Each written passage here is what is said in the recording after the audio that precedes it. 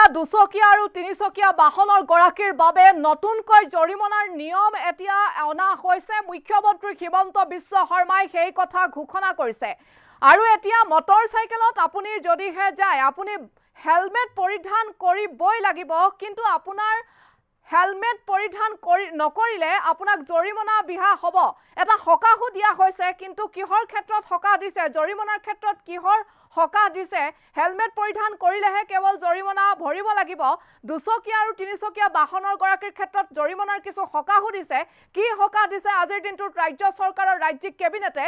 মুখ্যমন্ত্ৰী হিমন্ত বিশ্ব শৰ্মাই সেই কথা নিজে ঘোষণা কৰিছে। লৈ আহিছো খবৰ এই মুহূৰ্তত আপোনালোকৰ বাবে। নলবাৰীত আজি ৰাজ্যিক কেবিনেট বৈঠক অনুষ্ঠিত হৈছে মাত্ৰ কিছু সময়ৰ পূৰ্বে।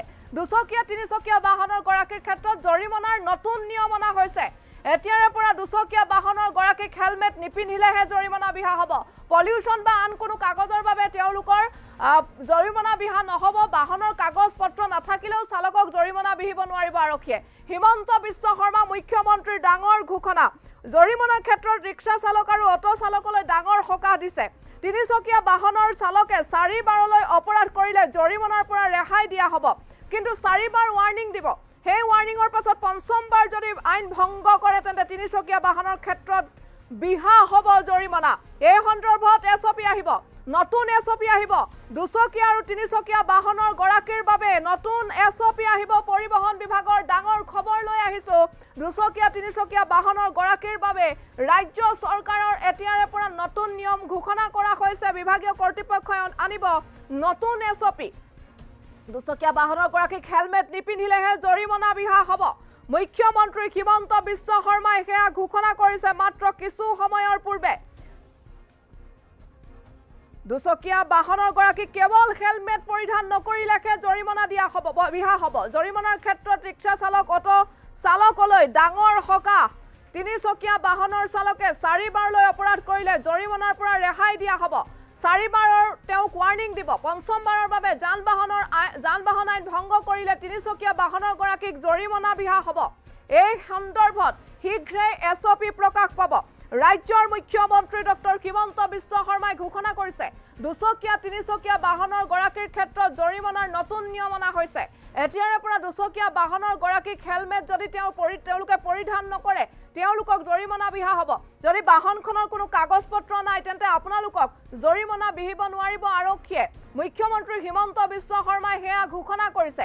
মুখ্যমন্ত্ৰীগৰাকীয়ে কি কৈছে? মন্তব্য আছে, শুনাম মন্তব্য, কিন্তু তাৰ পূৰ্বে আৰু এটা কথা। জৰিমনাৰ ক্ষেত্ৰত অটো ৰিক্সা চালক বা ৰিক্সা চালকৰ বাবে ডাঙৰ সকাহ দিছে মুখ্যমন্ত্ৰী হিমন্ত বিশ্ব শৰ্মাই। ৰাজ্যিক কেবিনেট বৈঠকৰ অন্তত সেয়া ঘোষণা কৰিছে। তিনিচকীয়া বাহনৰ চালকে 4 বাৰলৈ যদি অপৰাধ কৰে তেওঁক জৰিমনাৰ পৰা ৰেহাই দিয়া হ'ব, ৱাৰ্ণিং দিয়া হ'ব। পঞ্চমবাৰৰ বাবে যান বাহন আইন ভংগ কৰিলে তিনিচকীয়া বাহনৰ গৰাকীক বিহা হ'ব জৰিমনা। আৰু মুখ্যমন্ত্ৰী হিমন্ত বিশ্ব শৰ্মাই কৈছে যে অতি সোনকালে পৰিবহণ বিভাগে নতুন এছঅপি আনিব। ডাঙৰ খবৰ, প্ৰতিগৰাকী দুচকীয়া আৰু তিনিচকীয়া বাহনৰ গৰাকীয়ে এই খবৰ অধিক গুৰুত্ব সহকাৰে লওক। নতুন নিয়ম আৰু নতুন নিয়ম আহি আছে। মুখ্যমন্ত্ৰীয়ে কি কৈছে? মন্তব্য এটা আছে আমাৰ হাতত, সেই মন্তব্যটো এবাৰ শুনক।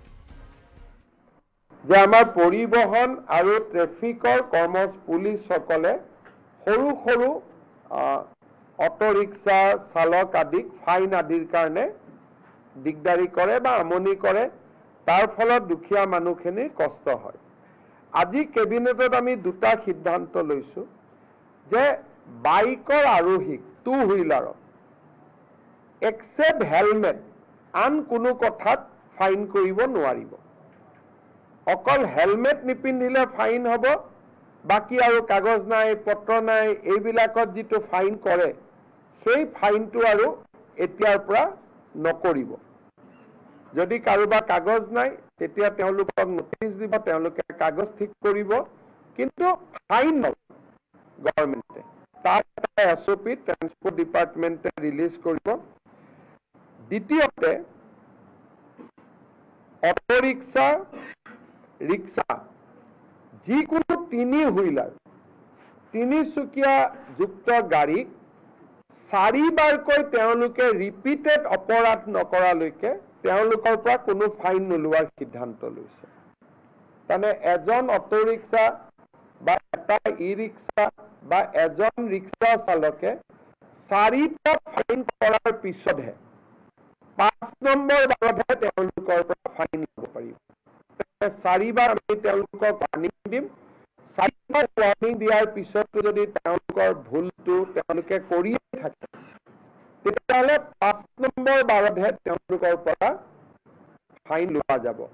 আৰু তেনেকে মটৰচাইকেল, স্কুটাৰ, স্কুটি আদিৰ পৰা এটাতে খালি ফাইন লোৱা যাব হেলমেট নিপিন্ধিলে। বাকী আন কথাত আমি তেওঁলোকৰ পৰা ফাইন নলওঁ।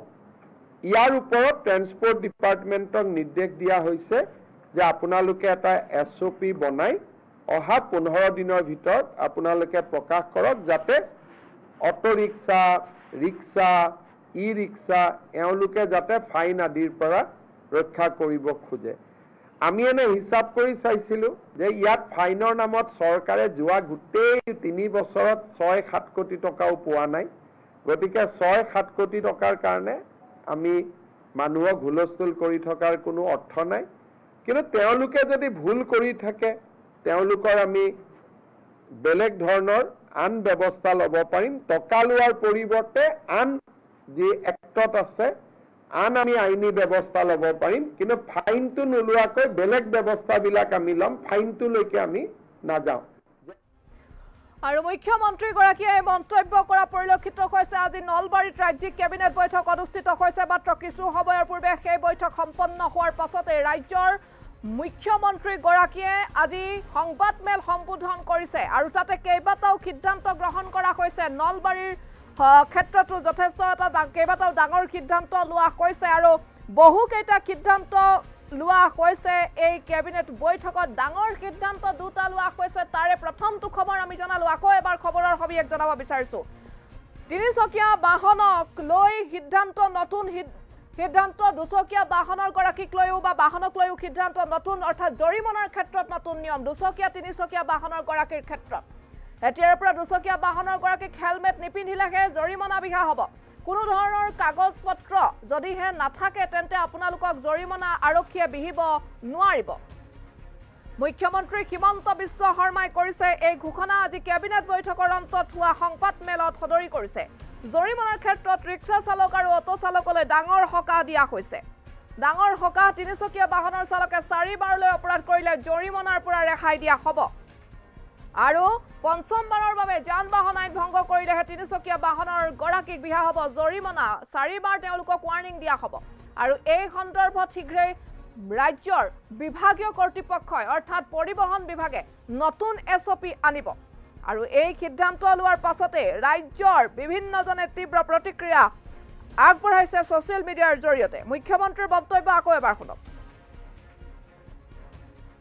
যে আমাৰ পৰিবহণ আৰু ট্ৰেফিকৰ পুলিচসকলে সৰু সৰু অটো ৰিক্সা চালক আদিক ফাইন আদিৰ কাৰণে দিগদাৰি কৰে বা আমনি কৰে।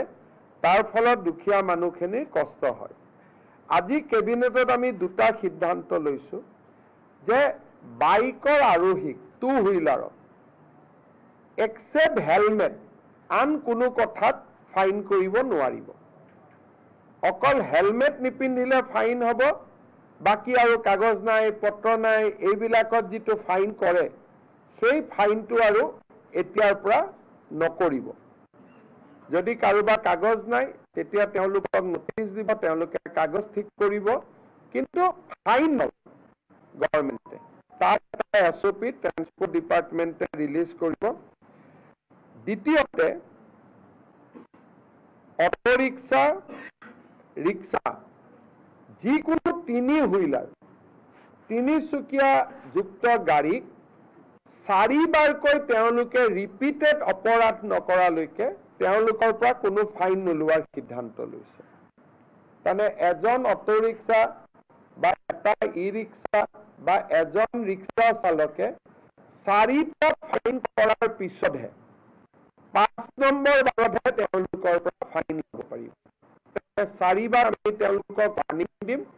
4বাৰ ৱাৰ্ণিং দিয়াৰ পিছতো যদি তেওঁলোকৰ ভুলটো তেওঁলোকে কৰিয়ে থাকে তেতিয়াহ'লে 5 নম্বৰ বাৰতহে তেওঁলোকৰ পৰা ফাইন লোৱা যাব। আৰু তেনেকে